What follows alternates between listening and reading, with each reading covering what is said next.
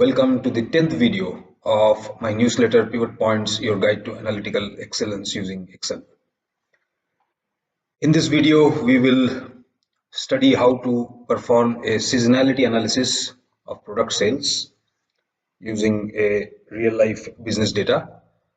So what is seasonality? We all know that there are predictable highs and lows in sales volume that occur at a certain period of time, during certain times in a year or certain days in a week.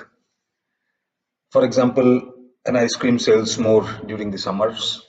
The winter clothes sell more during the onset of the winters. And it is very important to understand seasonality in order to do proper inventory management, promotional campaigns, and to fix the pricing strategy.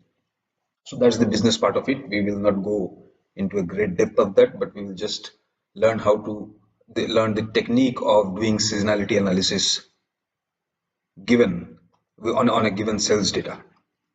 So let us proceed. So this is the sales data of a bakery, and as you can see, there are 5 distinct products, namely cakes, pies, cookies, smoothies, and coffee.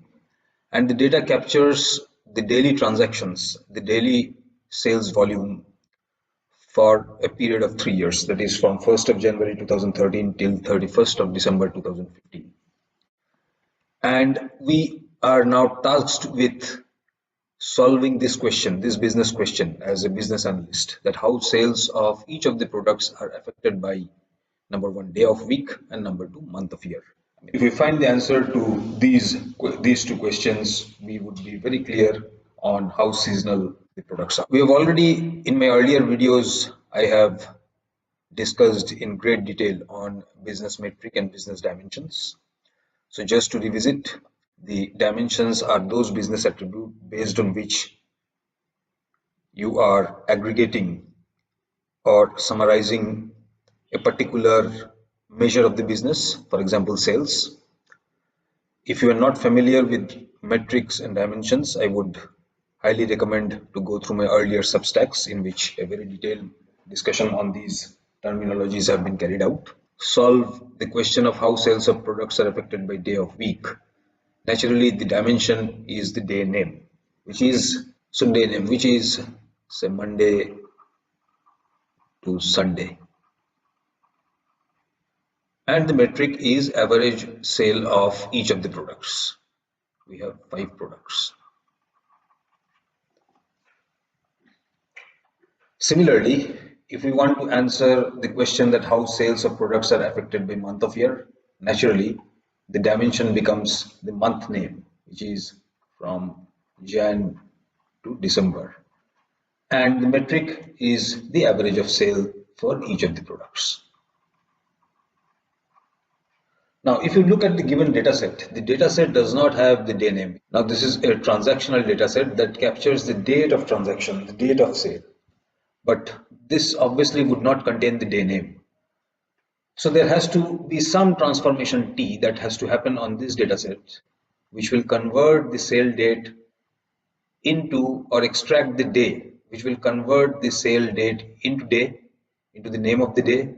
And similarly, it will also convert the sale date into the name of the month. In other words, using the transaction date, by transforming this column, which is the transaction date, we should be able to find out the day name, which is either from Monday through Sunday, and the month name, that is from January to December, and then aggregate on these dimensions. So now let us see how to do that. So as you can see that this is the date, and this is in these dates each of the transaction happened. So we will have two transformation happening on the date T1 that will convert, or that will extract the name of the weekday from this date, and there will be another transformation T2 that will extract the name of the month. So this is name of the month, this extracts name of the month, and this extracts name of the day from the date. And once we are able to do that, we will create 2 separate columns in the data set. So this data set is transformed and two new columns are added, one for day of the week and the other for month of the year. And once we can extract these 2 columns, the values for these 2 columns, then we will proceed for our further calculation. Let us discuss the overall solution approach. Now we have this input data set. We know that there is a date column in this input data set that captures the transaction date. And this data set goes through this transformation T, wherein two additional attributes or two additional columns are created, one for the day of week and the other for the month of year. Now these two derived attributes, these two derived columns now become the dimension for my analysis. Dimension for summarization.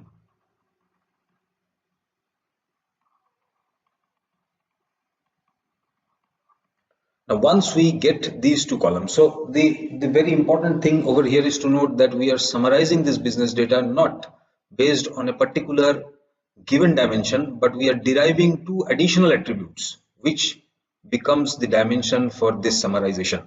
So once you have this day of week and month of year, then you go ahead and summarize the sales data for each of the products.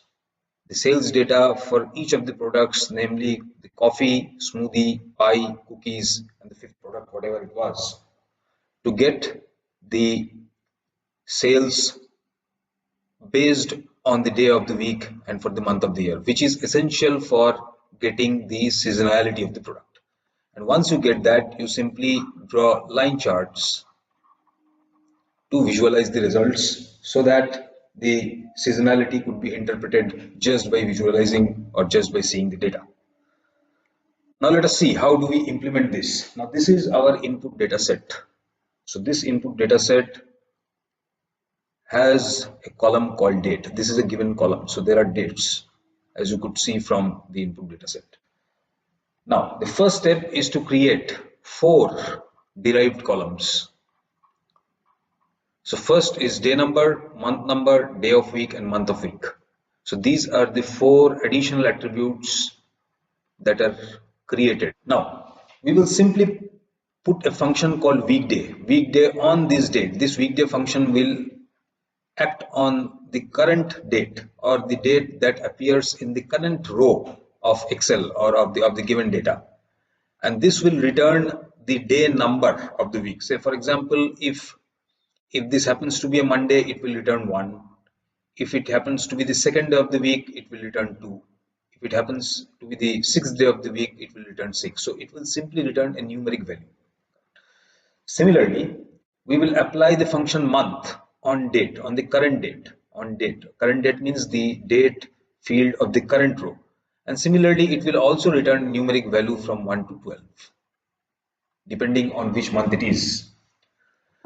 Now, our objective will not be fulfilled with this because our objective is to get the summarization of sales data based on the name of the month, January this much, February this much, and name of the day, Monday this much, Tuesday this much. So we will have to find out a way in which using this number which has been returned by these two functions respectively, we can actually find out the name of the day and name of the month. So let us see how we can do this. So what we will do, we will look up this number. We will look up this number on a master table. So before that, we will define two more master tables, two more tables which we called as master table. One is week master and the other is month master. These two are static table containing static data. These are master tables. So once the weekday function has returned a numeric value, as the day number, we will look up that particular number in this table and return the corresponding day of week and populate this field. So for example, this is 1. If this number weekday date for this is 2, then it looks up 2 on this week master and returns the corresponding day of week, which is Tuesday. Similarly, we will look up the month. Say for example, if month function on this date returns, let's suppose it returns 7. In this case, it will obviously return 1 for this particular data, but I'm just saying that if it returns 7, then we would take the name of the month corresponding to the return value, that is corresponding to the 7, and populate this month. So by doing this, for each of your sales records, the day of week and the month of year are populated. So this would say be Monday, this would be July, this would be Sunday, this would be January, and things like that. Once it is done, the game is within your control. The further analysis would be just a cakewalk. Now, how to do that? In Excel, you can model it using VLOOKUP function. There are other ways to model it, but this is probably the simplest. Now, this VLOOKUP function takes three arguments: one, two, three. The first argument is the lookup value. That means the value that is being looked up to in the lookup table. In this case, this is the day number. The second argument is the lookup table, that is in the table in which this value is being looked up. So the table in which this value is looked up, the day number value is being looked up, is the week master table. So this is week master. And the column index is the column that is being returned as the result of this lookup activity. So in this case, what is being returned? The day of week is being returned. So the column index is, this column is column number 1, this column is column number 2. So this will be 2.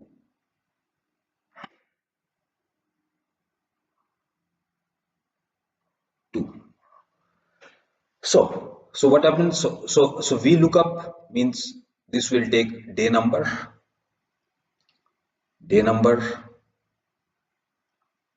lookup table is, it is looking up against the week master table. So lookup table is week master, and the final value that is being returned as the result of this lookup is the day of week, the name of the day, which appears in column 2 of the week master table. So column index is 2. Similarly, if you look for the month master, so it would similarly be VLOOKUP.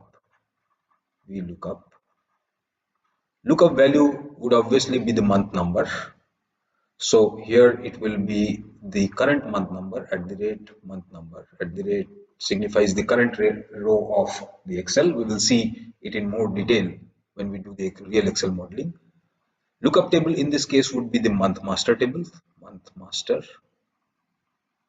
and the column index would be the month of year, which contains the name of the month is 2.